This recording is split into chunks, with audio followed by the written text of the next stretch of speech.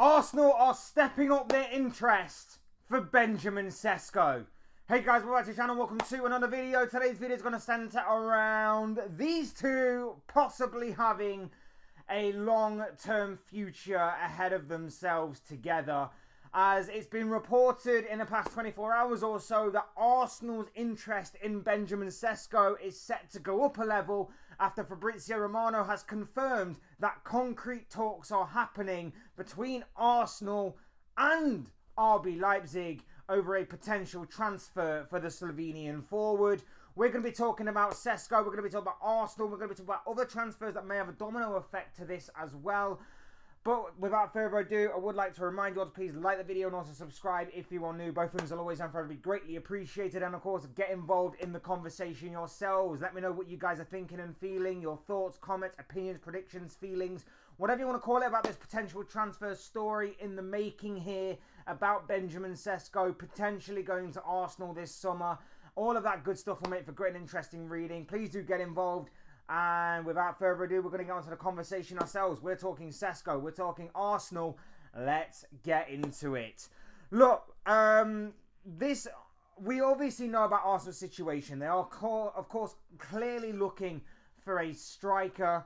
They have been seemingly torn between two in particular. One being Victor Gyökeres of Sporting Lisbon. The other being Benjamin Sesko of RB Leipzig. And like I say, according to one Fabrizio Romano, it seems as though Arsenal are moving ahead with the latter.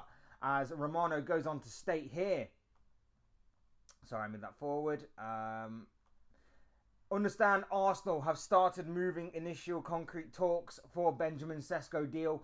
He's always been high on the recruitment team management Mikel Arteta list with attempts to get deal done, rejected by Leipzig in May 2024 and January. Now Sesko will leave Arsenal on it, is what Romano has to say about that. So it does seem that Arsenal have made their choice in which striker they are going to move for properly. I would imagine Gyökeres is on the back burner just in case something happens with Sesko that they don't necessarily plan for. But with everything that's been reported on so far, it does seem like this has all the makings of a deal done when, of course, a fee is agreed. Personal terms don't seem an issue. Sesko himself seemingly wants the move, so it's just relying on a fee, it seems, to be agreed, and the structure of the deal between the two clubs as to how and when things will happen, I guess you could say. Now, what do we know about Benjamin Sesko? Well, he is a 21-year-old striker from Slovenia. He is 6'5", and this season has got 18 goal contributions, 13 goals, 5 assists in the Bundesliga alone this past year. For me personally, I'm a Liverpool fan, as you can tell. From the outside looking in, I've never bought into this Benjamin Sesko hype. And I know that my club have personally been linked with him as well. We've been linked with potentially signing him and having interest in the Slovenian international. But I've never bought into the hype surrounding Benjamin Sesko. I think he's okay. I think in certain systems he can work. But ultimately, I found him to be not that much better than Darwin Núñez. And even looking at the Arsenal squad, I don't think he's much better than Kai Havertz right now. He is good in the air. He's a good physical presence. But in terms of putting the ball into the back of the net, which, let's face it, Arsenal have been screaming out for somebody to be a prolific goal scorer, an ice-cold finisher, a killer in front of goal. I don't think he is that. I don't think this man is that or is going to turn into that, unfortunately, for Arsenal. Don't get me wrong, he's 21 years of age, so of course he has plenty of time to grow and evolve. But I have to question, this is a project player. This is a project player. Arsenal are in a situation where they need to win now. And the one thing that has been lacking from Arsenal has been a killer in front of goal. It's okay when the pressure's off and you can go to a Southampton and slap them up 5-0. It's okay when the pressure's off and you go to a Sheffield United and slap them up 6-0, as Arsenal have done over the past year or two. It's when the crucial moments are there in tight games. Do you have the players to put the ball into the back of the net? And this year especially, Arsenal didn't have that. In the games where they drew to the likes of Fulham and Everton and even Liverpool and, big crucial games like that, Arsenal didn't have anyone to take those half chances. Benjamin Sesko doesn't strike me as the type of player to do that, which is why I draw comparisons to the likes of Darwin Núñez, to the likes of Kai Havertz, who will pop up every now and again and do something great. A nice piece of link-up play, a goal here or there. But when the pressure is on, when the chips are down, is he going to be the one to step up and drag Arsenal across the finish line? In the state that he is in right now, I don't think he will. I don't think he's that guy. And like I say, I don't think Mikel Arteta or Arsenal are in a position where they need a project player for a year or 2 or 3 down the line. I think they need someone for the here and now, which brings me very sweetly to the alternative striker in this situation, Viktor Gyökeres. He strikes me as a here and now player. He strikes me as a player that will get Arsenal across the finish line if they went and signed him in those tight games and situations. He's the kind of player that you give him half a chance, he is more likely to score it than the large majority of strikers on the planet right now. He has been outscoring a number of top strikers for the past couple of years. I know he's been doing it in the Portuguese league, but his numbers speak for themselves, whether they are domestically or on a European level. He has been outstanding. And it's starting to make me question, what are we missing on Viktor Gyökeres here? Now, there are going to be a lot of people that are going to be out there questioning Mikel Arteta's judgment, because we know that Arteta has wanted Sesko for a long, long time. And it seems as though Berta, when he came in, the new sporting director at Arsenal, wanted Gyökeres, and Arteta has seemingly won this battle.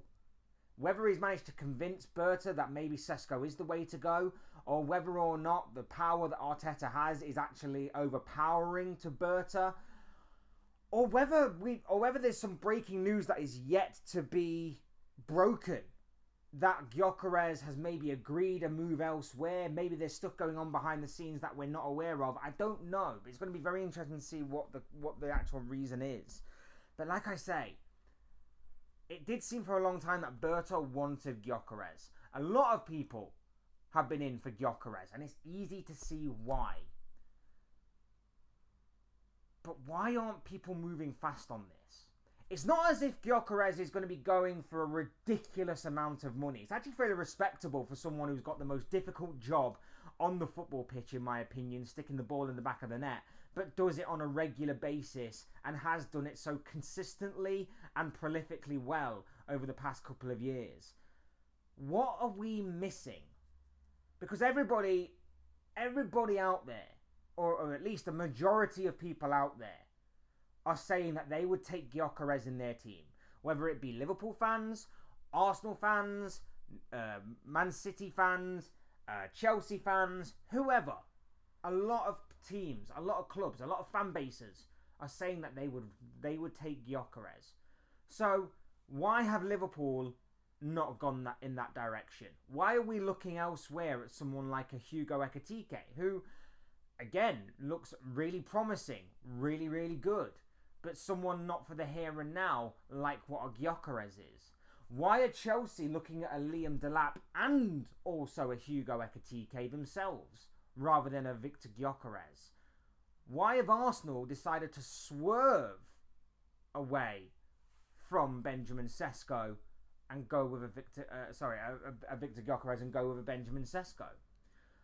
Why isn't Bayern Munich looking at this guy as a long-term solution for when Harry Kane leaves, which could be as soon as this summer, potentially? Or why aren't Barcelona looking at him? Robin Lewandowski's not exactly getting any younger. For the here and now, and also for the next several years down the line, Gyökeres could be your answer to a prolific, consistent goal scorer. And that's what I am just questioning here.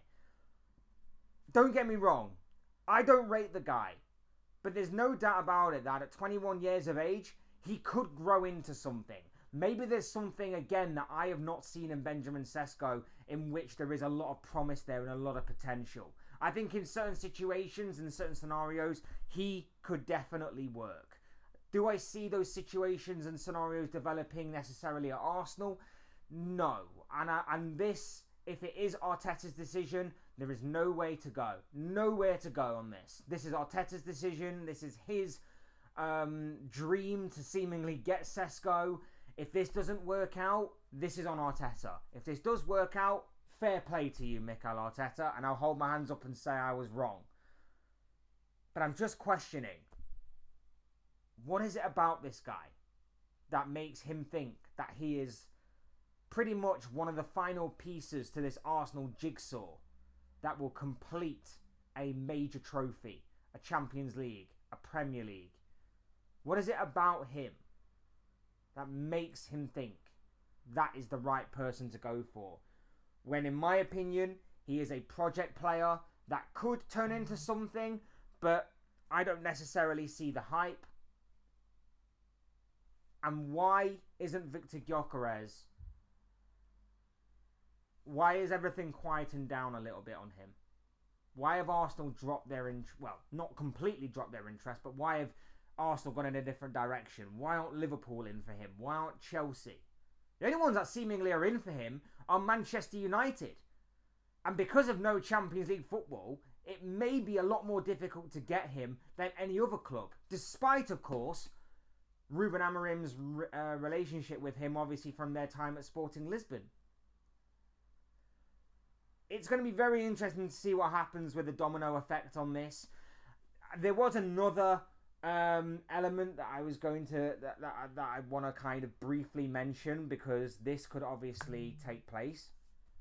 Gonzalo Ramos of PSG has briefly, I will say, been linked with a move away from the club.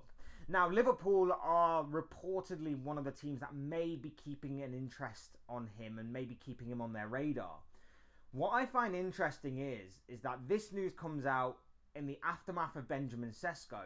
So what I'm thinking is, and maybe I'm putting 2 and 2 together and coming up with 5 here, but what I'm thinking of is that maybe Gonzalo Ramos leaves for Liverpool and PSG are going to go all in for Victor Gyökeres. Maybe that is the case. We'll obviously have to wait and see on all of that. But no, in my opinion, Victor Gyökeres is going to be one to look out for definitely this summer, of course. But Benjamin Sesko to Arsenal seems very much on right now. It does seem like everything is moving in the direction of a summer transfer to Arsenal for the Slovenian international. And of course, these are just all the thoughts, comments, opinions, predictions, feelings, whatever you want to call it, of this guy. I want to know what you guys think, though. What do you make of Benjamin Sesko to Arsenal? Let me know what you guys are thinking and feeling down below in the comment section about the potential of this transfer news. Otherwise, hit the like button on the way out if you enjoy the video. Subscribe if you are new and want to see more content like this. Both things will always and forever be greatly appreciated. And as always, thank you all so much for watching and listening. I've been Fletch. This has been another Fletch Talks video. And I'll see you speak to you all again soon in another video or live stream or whatever it may be. Cheers, guys. Thanks everyone for watching. Take care. Enjoy the rest of your day. And I'll speak to you all again very, very soon.